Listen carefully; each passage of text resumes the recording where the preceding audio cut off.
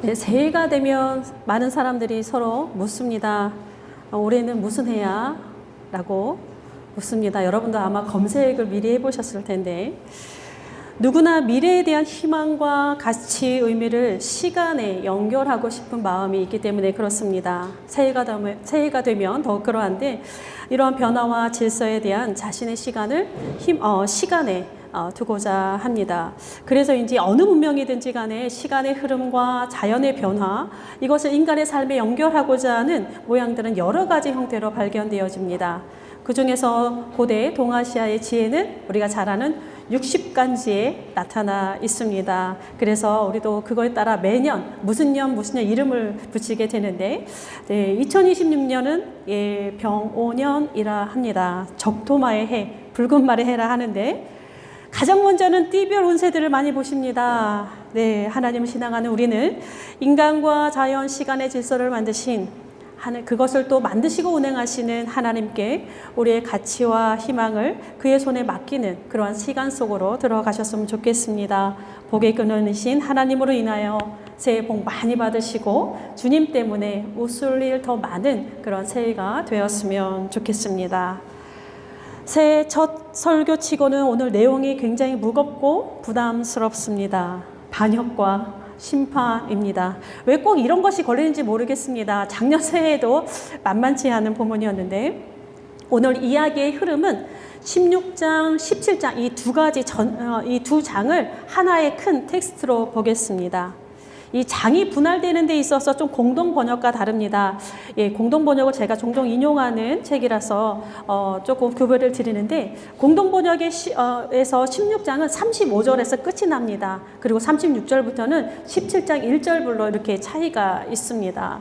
이 차이는 히브리 원문을 어느 사본에 기준하였는가에 따라서 이제 달라지게 되는데, 히브리 성경을 한 글자라도, 그러니까 히브리의 원문을 한 글자라도 틀리지 말고 후대에 전하자라고 이렇게 공동의 목표를 가진 유린 학자들이 있었습니다. 이들을 통해서 이제 자음도 나오게 되고 뭐 강세라든가 이런 모음, 자음이 아니라 모음이 찍혀지게 되고 이제 강세 이런 억양 이런 것들이 체계화되는데, 이들을 마소라 학파라 이렇게 부릅니다. 이들에 의해서 이제 엄격한 규율 하에서 성경이 필사되었습니다. 그래서 이들이 필사한 본문을 마소라 본문이라 그렇게 우리가 부르고 있는데요. 이 마소라 본문으로는 굉장히 두 가지가 대표적인 것이 있습니다. 하나는 알레포 사본, 하나는 레닌그라드 사본 이렇게 부릅니다. 알레포와 레닌그라드는 지역 이름입니다. 알레포는 시리아의 지역이고 레닌그라드는 잘 아시는 바와 같이 러시아의 상트페테르부르크를 지칭하고 있습니다. 이 두 지역에서 발견되고 보관되었기 때문에 이들의 이름이 붙여져 있습니다. 모두 다 필사본입니다. 그 중에서 현존하는 가장 오래된 그리고 가장 완벽한 사본을 이제 러시아에 있는 상트페테르부르크, 그러니까 레닌그라드 사본을 그것으로 이제 우리 학자들이 이제 인정받고 있는데, 이 사본에서 만들어진 이 사본을 가지고 히브리 성경을 이제 만들어진 그 가장 권위 있는 히브리 성경이 그 독일에서 나온 슈투트가르트 성서공회에서 나온 BHS라고 하는 그런 히브리 성경이 있습니다. 보통 이제 목회자들은 다 요거 하나 정도는 다 가지고 있는데, 구약의 번역, 그러니까 영어 번역이라든가 뭐 한글 번역 대본이 이 BHS 요거의 약자는 저의 그 설교 원문에 있습니다. 그걸 참조하시고 그것을 번역한 것입니다. 그러니까 공동 번역에서는 요 BHS 이 히브리 성경을 그대로 따르고 있고, 개역 개정 따르고 있고, 이제 공동 번역 개역 개정은 그것을 따르면서도 또 사본이 여러 가지가 있어요. 뭐 4의 사본, 71년, 사마리아 오경 이런 것들이 있는데, 성경을 만들어가는 이런 사본들이 있는데, 요것들에 의해서 조금 더 수정 보완된 것 같습니다. 그래서 영어 번역본은 저희 개역 개정하고 좀 결을 같이 하고, 공동 번역은 조금 다릅니다. 공동 번역이 개신교와 천주교 학자들이 함께 모여서 우리가 이제 번역한 성경입니다. 그래서 이제 이 장절이 좀 이 부분에서만큼은 좀 차이가 많습니다. 자, 오늘 우리는 이제 그냥 통치어서 16장, 17장을 하나로 이제 보겠는데, 학자들은 이 두 장을 여러 개의 전승들이 결합된 복합적인 것으로 보고 있습니다. 그러니까 고대 이스라엘에서 제사장직을 두고 이제 긴장 관계에 있었던 이 아론의 자손들과 그 나머지 레위 지파 자손들의 그것을 드러내면서 이것이 포로기에 그대로 재현되는 그런 현상이 있었던 것 같습니다. 그래서 그 역사적인 갈등을 투영했다, 그렇게 보고도 있습니다. 그러니까 이 민수기의 본문 16장 17장의 본문이 이러한 역사적인 배경을 가지고 있다는 거 알고 계시면 좋겠습니다. 이 모세와 아론, 이 두 사람은 고대 이스라엘의 최고 지도력을 상징합니다. 모세는 정치적인 지도자요, 아론은 종교 지도자입니다. 물론 종교 일치의 시대인지라서 이 둘은 동전의 양면과 같이 한 쌍으로 움직이지만 우리 보시는 바와 같이 모세가 좀 더 우위에 있는 모습을 우리가 많이 발견하게 됩니다. 이들의 권위가 두 번째 공격을 받습니다. 첫 번째는 지난번에 12장에서 모세가 공격을 받았습니다. 오늘은 두 번째의 타겟은 바로 아론입니다. 첫 번째 12장에서의 모세를 향해서는 형제들이 이제 갈등 관계에 있었습니다. 그러니까 모세를 향해서 미리암과 아론이 대적을 했는데, 오늘은 16장, 17장에서는 아론을 향하는 이 칼날은 레위 지파 내부, 그러니까 사촌간입니다. 사촌간에 지금 긴장 관계에 일어나는 그런 가문 내에서의 반란입니다. 물론 르우벤 지파가 나오기는 하지만 주로 레위 지파가 주동자로 되어 있습니다. 레위 지파를 잠깐 보자면, 레위 지파는 지파 이 통째로 하나님께 드려진 사람들입니다. 민수기 앞에서 계속 그와 같은 모습을 보았는데, 이들은 평생 하나님을 예배하고 또 하나님과 회중을 신앙 가운데, 예배 가운데 섬기는 자로 살아야 합니다. 또 하나는 거기서 나오는 분깃수로만 먹고 살도록 되어 있는데, 이들의 삶이라고 하는 것이 한편으로는 거룩하고 영광스러운 것이지만 또 한편으로는 철저한 헌신과 절제를 요구받는 그러한 녹록지 않는 삶을 살아야 하는 그런 이들입니다. 이 레위에게는 세 아들이 있었습니다. 게르손과 고핫과 무라리입니다. 모두가 다 같이 성소와 예배, 성물과 기물들, 법궤에 관련된 그런 직무들을 맡게 되는데, 그 둘째 아들은 고핫 자손이 그 핵심적인 업무를 맡고 있다 보시면 되겠습니다. 그러니까 제사장 지파가 이제 고핫에서 나오게 되는데, 고핫 자손 중에서도 이제 고핫의 첫째 아들, 또 아므람의 세 자녀 미리암과 아론, 모세가 지금 이스라엘 최고 지도자들로서 자리매김하고 있는 그런 상황 가운데서 또 일어나는 그러한 상황입니다. 어쨌든 그냥 전체를 보면 이 레위 지파 자체가 한 가문이 하나님을 섬기는 일에 종사하고 있는데, 이 사이에서 누가 크냐라고 하는 논쟁이 벌어진 것입니다. 자, 누가 크냐라고 하는 논쟁, 우리 지난번에 우리 민수기 들어가기 전에 누가복음을 보았는데, 예수님을 따르는 제자들 사이에서도 심심치 않게 나타나는 것이 누가 크냐라고 하는 다툼이 있었습니다. 세상 만사 모든 일에 이 누가 크냐라고 하는 논쟁은 태초부터 시작된 것은 아닌가, 우리 인간의 체질은 아닌가라고 하는 생각이 들기도 하는데, 가인과 아벨이 그랬고, 이삭과 이스마엘이 그랬고, 야곱과 에서가 그랬고, 또 요셉과 11명의 형들이 그랬습니다. 또한 이런 신앙 세계사뿐만이 아니라 인류 고대사, 세계 인류사를 보면 끊임없이 경쟁하는 역사가 우리의 역사였습니다.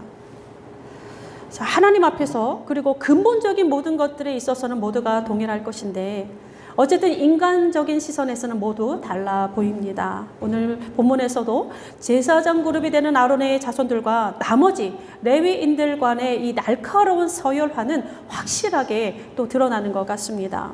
이로 인한 반란이 두 가지가 나옵니다. 하나는 고라를 중심으로 한 250명의 지휘관들이 들고 일어났고, 다른 하나는 뒤때 후반부에 보면 회중 전체가 들고 일어납니다. 특히 고라 자손을 돕는 지휘관들의 핵심 인물 중에서 르우벤 자손도 아까 거론됐다 말씀드렸는데, 그러니까 지파 간의 알력도 상당히 심했던 것을 우리가 미루어 짐작할 수 있습니다. 2절에서는 이름 있는 지휘관이라 표현을 합니다. 이 250명을 향하여서 이 이름 있다라고 하는 것은 히브리어로는 명성이 있다, 유명하다라고 하는 그러한 뜻을 가지고 있습니다.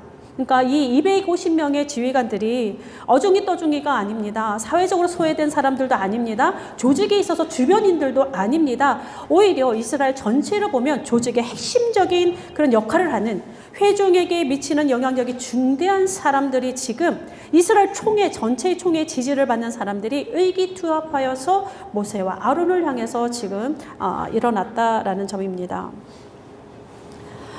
고라를 중심으로 인한 반란, 이 반란은 대제사장 아론의 권위에 대한 도전입니다. 두 번째의 반란은 이들이 이제 다 죽습니다. 고라와 다단과 아비란 족속의 죽음에 대한 회중이 회중의 분노에 기인하고 있습니다. 두 가지 다 모두가 하나님의 불같은 진노하에 수많은 생명을 잃게 되는 뼈아픈 비극이 되고 말았습니다. 똑똑했던 인재들입니다. 이 유명한 자들, 이 250명의 지도자들이 불로 소멸당했고, 고라와 다단과 아비람이 세 가문이 멸문지화를 당하며 모두 다 땅속으로 삼킴을 당했습니다. 결론적으로는 모세와 아론이 하나님으로부터 그 정당성을 입증받았긴 했지만, 이로 인한 이스라엘 내의 이 굵은 흉터, 아픈 상처는 그대로 남겨지게 됩니다. 노하기를 더디하시고 인자하시니 많은 하나님의 모습은 온데간데 찾아볼 수 없고, 두렵고 무서운 하나님의 모습만이 울림을 주는 그러한 장들입니다. 특별히 저는 고라와 다단과 아비람의 그 심판에 조금 충격을 받습니다. 왜냐하면 이들의 여정은 땅을 향한 여정입니다. 땅을 주시는 분이 하나님입니다. 그런데 그 땅을 통해서 심판을 받습니다. 땅이 갈라져서 이들을 확 삼켜버렸습니다. 굉장히 충격적인데, 게다가 죄 지은 사람만이 아닙니다. 온 일가가 다 죽임을 당합니다. 사실 이 본문을 16장, 17장은 상당히 불편한 마음으로 읽게 되는 그러한 성경의 본문들입니다. 이해할 수 없는 부분들이 너무나 많습니다. 이야기의 행간이 너무나 넓어서 그냥 순적하게 지나가기가 참으로 어려운 장입니다. 울퉁불퉁 비포장도를 이렇게 지나가는 그런 기분인데, 그래도 두 가지에 주목하고자 합니다. 가장 먼저는 3절과 7절입니다. 3절에 보면 너희가 분수에 지나도다 라고 하는 그런 말이 나옵니다. 이 말이 7절에도 그대로 나오는데, 히브리 본문은 동일합니다. 너희에게 과하다 라고 하는 뜻입니다. 너희에게 분에 넘친다 라고 하는 뜻인데, 250명의 이 유명 지휘관들이 모세와 아론에게 했던 말입니다. 또 반대로 7절에서는 모세가 이 250명을 향해서 한 말입니다. 서로를 향해서 너희가 너무 과하다, 그렇게 동일하게 이야기를 합니다. 바로 충돌의 발단입니다. 250명의 눈에 모세와 아론이 너무 높이 올라간 것 같고, 모세와 아론의 보기에 이 도발하는 이들이 자신들의 직무를 경히 여기는 것 같습니다. 두 편의 시선은 굉장히 어긋나 있습니다. 우리가 지난주에 15장을 지나며 우리가 주목했던 구절이 있습니다. 기억의 술입니다. 술을 다는 이유, 마음과 눈의 욕심을 따라 음행하지 않게 하기 위함이라 했습니다. 그러니까 우리의 눈과 마음의 욕심이 우리를 그릇된 길로 인도하게 되는데, 바로 오늘 그러한 현상이 바로 드러나 있습니다. 그러니까 고라 자손을 중심으로 한 이 250명의 똑똑한 인재들의 이 봄이 더 높은 곳을 향하는 그 자기 각자의 욕심에 따라서 하나 둘 비틀린 형태로 드러나고 있습니다. 그러니까 적나라 그냥 까놓고 얘기하면, 왜 아론의 후손만, 왜 아론의 자식들만 제사장을 하느냐라고 하는 것입니다. 그런 도발을 하고 있습니다. 맡은 바 소임에 대한 만족함이 없고 존재와 일에 대한 서열과 우열을 이들 내에서 계속 가려냈던 것 같습니다. 그러니 아론의 자리가 높아 보이는 것 같고, 그것이 아론에게 넘치는 것 같고 하니, 반대로 자신들은 상대적으로 불만이 튀어져 나오게 됩니다. 자, 이러한 현상들은 우리에게도 빈번하게 일어난 일들입니다. 우리도 역시 직업을 서열화하고 서열화된 직업으로 존재의 우열을 가리는 그러한 문화입니다. 우리 안에 깊이 뿌리 내려져 있음을 부인할 수 없습니다. 가인과 아벨의 제사의 경우도 마찬가지 아니겠습니까? 늘 언제나 여기에서 서열화되고 우열을 가리는 그 안에서 다툼이 시작되고 불행의 싹은 시작되기 마련입니다. 하나님 주신 것이 모두 선하고 각자가 성실하게 임하는 이들이 그 자체로서 아름다운 것인데 우리의 욕심은 자꾸 누가 높은가에 관심을 두게 되고 겨루려 하고, 우리의 탐욕이라고 하는 것은 이웃을 발 아래에 둠으로써 군림하려 하는 것, 다른 사람을 밟고 일어서는 것을 능력이라 착각하고 있습니다. 이 사건에서 하나님은 모세와 아론의 손을 들어주셨습니다. 특히 대제사장으로서의 아론의 입지는 뒤에 이제 17장 후반부에 보면 그의 지팡이에 살구나무의 열매가 나게 하심으로써 영원히 견고하게 해주셨습니다. 그래도 이유가 무엇일까 질문하지 않을 수 없습니다. 물론 지금 250명의 이 사람들의 동기가 불순함이 이렇게 드러나긴 하지만 어쨌든 모세와 아론은 처음부터 하나님께서 택하시고 기름 부은 자들이라서 편드는 것은 아닌가라는 생각도 들게 되고, 25명의 지휘관들은 그냥 회중 전체가 뽑아내는, 그러니까 모세와 아론은 위로부터 났고 또 250명의 지휘관들은 아래로부터 난 것인가, 그런 차이인가, 그것은 과연 하나님으로부터 난 것은 아닌가, 이런 것들을 질문하지 않을 수 없습니다. 그런데 꼭 또 그런 것만은 아닌 것 같습니다. 이스라엘 역사를 보면 그렇습니다. 하나님이 하나님의 손으로 세우시고 뽑은 사람들을 하나님의 손으로 패하시는 경우도 굉장히 많습니다. 지휘관들도 세움도 어찌 보면, 본질적으로 보면 하나님의 명령에서 하나님의 기준에 따라 세워졌습니다. 그러니까 한쪽은 하나님에게서 한쪽은 인간적인 그런 사람들이 아니라는 것입니다. 모두가 하나님으로부터 났습니다. 그러면서도 왜 하나님은 모세와 아론의 손을 들어주시는 이유가 무엇일까 고민하게 되고 또 주목하게 되는 부분들이 하나 있습니다. 바로 모세와 아론의 행동입니다. 모세와 아론은 본문에서만 2번이나 생명을 담보로 하는 공격을 받습니다. 처음에는 250명의 유명한 자들에게서, 그 다음은 회중 전체에게서 생명을 위협받습니다. 이 아론과 모세는 공동체의 고난과 위기의 최전선에서 항상 그 최전선에서 부는 온갖 비바람을 가장 먼저 맞는 그러한 사람들입니다. 그런데 동시에 공동체의 원망과 불평의 화살도 가장 먼저 받고 있습니다. 근데 그때마다 이들은 동일하게 행동을 합니다. 4절과 22절입니다. 4절에 보면 모세가 듣고 엎드렸다가 이렇게 표현되어 있습니다. 22절에는 그 두 사람이 엎드려 이르되, 4절은 문맥을 통해서, 22절은 본문을 통해서 이들이 누구에게 엎드렸는지 명확하게 확인이 됩니다. 바로 여호와 하나님입니다.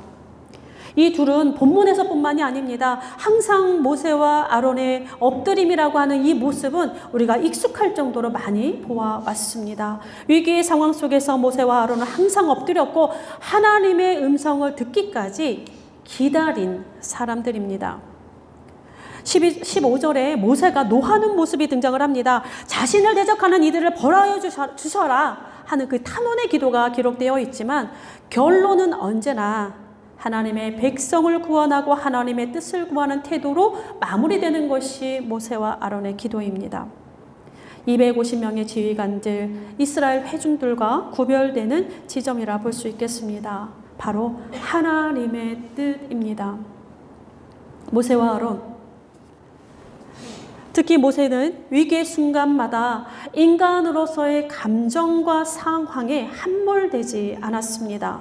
분노하여도 결국 같은 지점으로 돌아오는 사람이 모세였습니다. 가장 먼저, 가장 중요하게 여기는 것 바로 하나님의 뜻, 하나님의 선택을 가장 중요시 했습니다. 오늘 250명, 그 다음에 이스라엘 전체의 회중에서는 찾아볼 수 없는 그러한 모습입니다.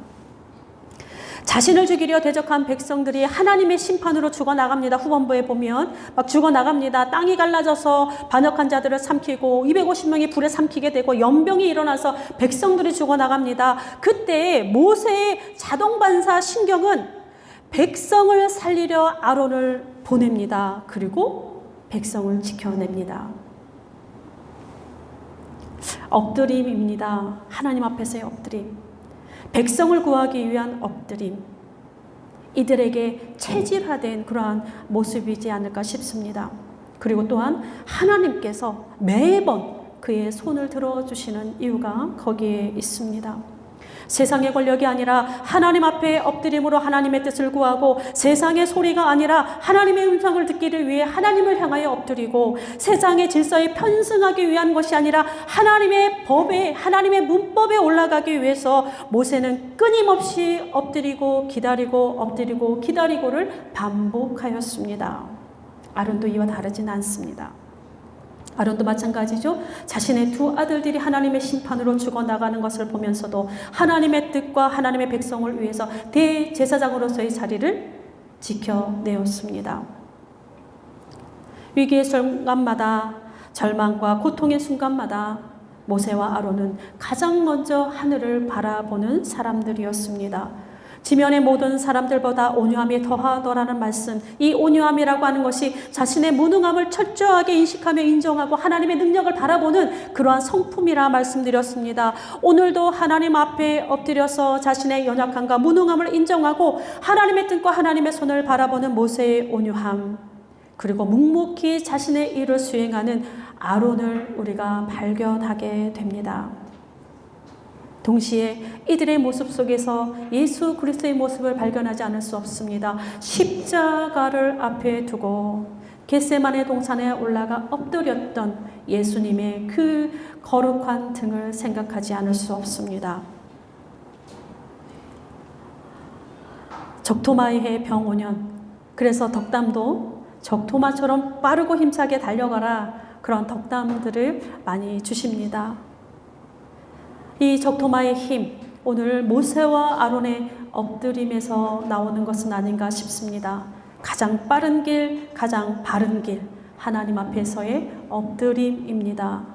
이 엎드림이 새해 우리의 시간을 이끌어가는 동력이 되었으면 좋겠습니다. 우리 삶의 모든 희노애락의 모든 순간에서 가장 먼저 하나님 앞에 엎드리는 사람, 하나님의 뜻을 구하는 사람, 그러한 하나님의 백성이기를, 우리 모두가 그럴 수 있기를 바라고, 우리의 모든 시간이 하나님 보시기에 옳은 것, 하나님 보시기에 바른 것을 선택하기 위해 씨름하는 엎드리는 여정이 우리 적토마의 해 2026년 그런 새해가 되었으면 좋겠습니다. 기도하겠습니다. 어둠을 빛으로 밝히시고 혼돈을 주의 말씀으로 정돈하시며 새해 새날을 주신 하나님 감사드립니다. 적토마처럼 우리 모두가 그렇게 힘차게 도약하는 한 해가 되었으면 좋겠습니다. 무엇보다 그 힘이 주께로부터 시작됨을 잊지 않게 하시고 매 순간마다 하나님의 뜻을 살피며 하나님 앞에서의 옳음을 선택할 수 있도록 우리의 마음과 눈이 정직하며 순결하게 하옵소서. 모세와 아론의 엎드림이 우리의 여정이 되게 하시고 하나님의 힘이 운행하시는 그러한 새해가 되게 하옵소서. 새해에는 눈물보다 웃음이 많은 시간으로 채워주시기를 바라고, 나누고 베푸는 우리의 손에 조금 더 넉넉하게 하옵소서. 우리의 힘이 되신 예수 그리스도의 이름으로 기도드립니다. 아멘.